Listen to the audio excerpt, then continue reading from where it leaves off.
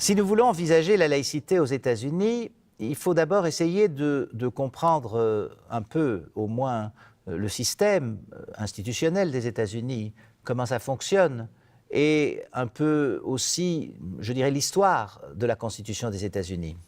Alors, ce qu'il faut savoir d'abord, c'est que le mot laïcité est difficilement traduisible, c'est-à-dire qu'il fait sens dans les pays de langue romane, donc en italien, laicita, en espagnol, laicida, etc. Mais pour un anglo-saxon, le mot laïcité n'a pas beaucoup de sens. Mais ils sont confrontés exactement au même problème, c'est une question de mots. Donc, quand vous parlez à un anglo-saxon des rapports church and state, c'est-à-dire des rapports entre l'Église ou les Églises et l'État, qui sont exactement le problème de la laïcité, il comprend évidemment ce dont il s'agit. Et la question est de savoir, au fond, est-ce que les États-Unis ont un système qui ressemble à notre système de laïcité, par exemple le système français, mais plus largement les systèmes européens? En première apparence, non, parce qu'on se dit qu'il n'y a en tout cas pas de séparation entre le politique et le religieux, puisque le président des États-Unis prête serment sur la Bible, qu'il y a Dieu sur les billets de banque, In God We Trust, je fais confiance à Dieu, que les élèves récitent un serment patriotique, serment d'allégeance dans les écoles publiques, dans lequel ils font hommage à une nation soumise à Dieu, a nation under God, etc., etc. Et on se dit, les Américains sont plus religieux, ce qui est vrai, et en plus, dans la sphère publique, on invoque Dieu, ce qu'on ne ferait pas dans nos pays, parce que justement, l'idée même de la neutralité de l'État, en général, suppose que l'État n'invoque pas un Dieu. Par exemple, il y a de bons citoyens qui sont des athées, et s'ils sont athées, ils n'aiment pas que les pouvoirs publics invoquent une notion qui ne signifie rien pour eux, ou bien qui signifie de mauvaises choses s'ils ont subi des persécutions. Alors, la Constitution des États-Unis, elle vient d'où ? Vous savez que les États-Unis se sont révoltés à partir de 1774-1775. C'était des colonies, donc les colonies anglaises de la côte est de l'Amérique du Nord. Elles se sont révoltées contre l'Angleterre. Bien sûr, elles ont proclamé leur indépendance et bien sûr, l'Angleterre n'a pas accepté cette indépendance. L'Angleterre leur a fait la guerre et les colonies unies dans leur armée, sous l'autorité du général George Washington, ont gagné, ils ont vaincu les Anglais. Et donc, ils sont devenus indépendants. Et quand ils sont devenus indépendants, ils se sont demandé, est-ce que nous devons rester indépendants les uns des autres, c'est-à-dire est-ce que nous devons rester 13 colonies indépendantes de l'Angleterre, ou bien est-ce que nous devons nous unir et créer un nouvel État, un État fédéral, les États-Unis. Est-ce que nous devons créer ça? Alors, il y avait ceux qui étaient pour, il y avait ceux qui étaient contre. Il y avait ceux qui étaient contre et qui disaient, oh là là, on va de nouveau être confronté à un pouvoir tentaculaire, c'est mieux qu'on soit, qu'il y ait l'autonomie, la grande autonomie des États. D'ailleurs, aux États-Unis, c'est encore un débat qui a lieu. Les républicains en particulier sont pour un plus grand pouvoir des États contre Washington, Washington étant la ville de Washington, la capitale des États-Unis. Et donc, pour finir, il y a eu dans les années 1780, un grand débat et les colonies ont envoyé des représentants à Philadelphie et on a établi une convention, donc qui était une suite de réunions dans lesquelles on a élaboré une constitution.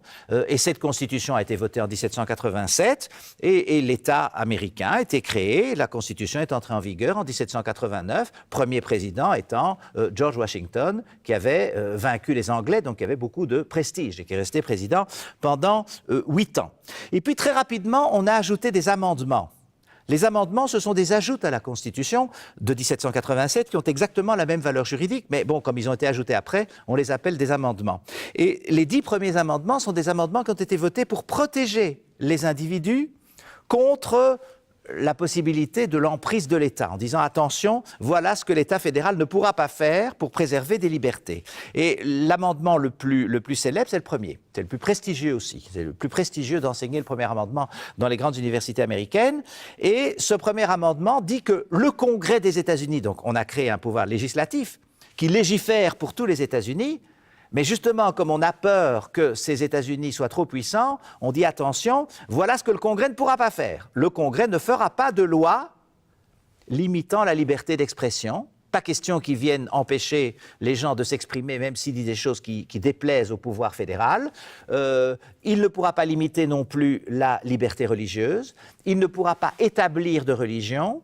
Et il devra permettre au peuple d'exercer son droit de pétition, c'est-à-dire quand il n'est pas content de signer avec un certain nombre de signatures, de signer une demande adressée aux autorités de l'État. Il y a donc dans ce premier amendement 2 clauses religieuses. Pas la liberté d'expression, ça c'est plus général, ni le droit de pétition, mais la liberté religieuse et le non-établissement de la religion. Alors on peut se dire qu'une religion établie, bon, c'est une religion officielle, c'était le cas à l'époque. Et rappelez-vous ce que je vous avais dit, l'idée même de laïcité, c'est-à-dire que l'État soit l'État de tout le Laos, s'oppose à l'idée d'une religion officielle où l'État n'est que l'État des membres de la religion officielle. Et donc on dit d'emblée, pas de religion officielle. Alors les créateurs des États-Unis faisaient tous partie de communautés religieuses qui, à un titre ou à un autre, avaient été persécutées en Europe. Et donc, personne ne voulait qu'une de ces communautés ne mette la main sur le nouvel État fédéral. Et c'est la raison pour laquelle on ne dit pas de religion établie. Ce qui laisse entendre que les religions étaient sur un pied d'égalité et que l'État ne pouvait pas en privilégier une et donc en discriminer d'autres. Ça, c'est un élément très, très important. C'est très important parce que c'est à partir de là que toute la jurisprudence de la Cour suprême des États-Unis s'est développée. Parce qu'on a créé une Cour suprême, parce que ça ne sert à rien d'avoir une Constitution si on n'a pas une Cour qui garde la Constitution et qui dise, attention, vous êtes en train de faire des choses, vous prenez des mesures, vous votez des lois au niveau des États, ou même des lois fédérales, ou même le président des États-Unis prend une décision, mais c'est contraire à ce qui est marqué dans la Constitution, et donc nous l'annulons, ce que la Cour suprême fait depuis le début du XIXe siècle. Et donc, vous avez à partir de ça, au fond, ces 2 clauses, libre exercice, on ne peut pas entraver le libre exercice de la religion, et on ne peut pas non plus établir une religion officielle. Vous allez me dire que c'est un peu la même chose, c'est-à-dire que, au fond, s'il n'y a pas d'église officielle, chacun est libre de croire, puisque justement, c'est quand il y a une église officielle qu'on est obligé d'aller dans la voie de l'église officielle.